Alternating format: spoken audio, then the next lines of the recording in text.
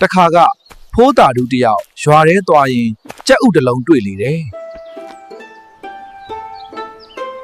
လမ်းမှာကျနေတဲ့ကြက်ဥကိုကောက်ကြည့်လိုက်တယ်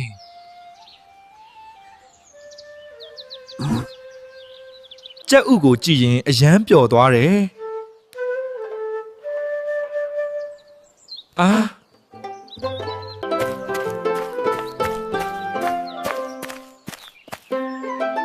ဟာကြက်ဥတစ်လုံးပါလားဟာကြက်ဥကြီးကြီးတစ်လုံးပဲ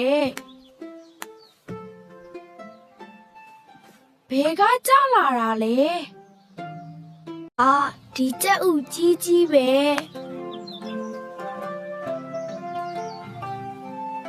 အယမ်းပျော်တယ်ဟာကလေးတွေလာနေတယ်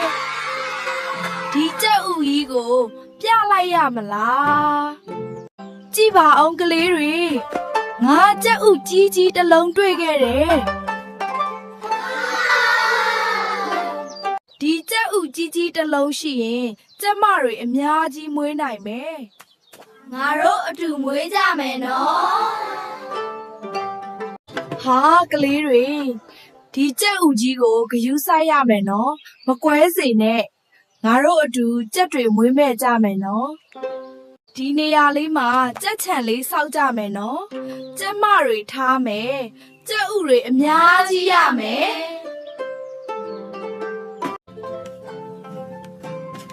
ကြက်ချံလေးလှလှပပဖြစ်လာပြီဆက်လုပ်ကြမယ်နော်ဟာကြည့်ပါအောင်ကြက်ချံလေးပြီးသွားပြီအခုဒီကြက်ဥလေးနဲ့ကြက်ကလေးတွေအများကြီးရတော့မယ်အခုကစပြီးကြက်ဥကနေပိုက်ဆံအများကြီးရတော့မယ်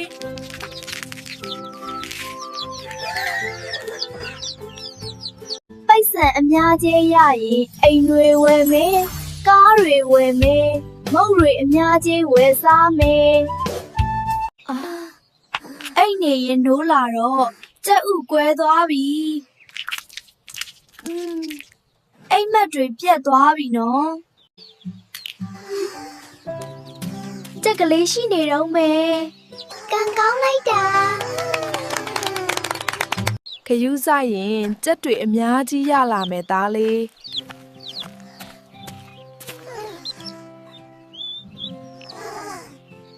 ဟုတ်ကဲ့အမေခရိုးဆိုင်မယ်ကြက်တွေအများကြီးရအောင်လုပ်မယ်အခုတကယ်ပဲရလာတော့မယ်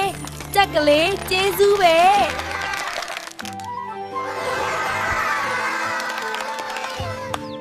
အိမ်မက်တွေမပြတ်ပါဘူးဂရုစိုက်ရင်တကယ်ရလာမယ်နော်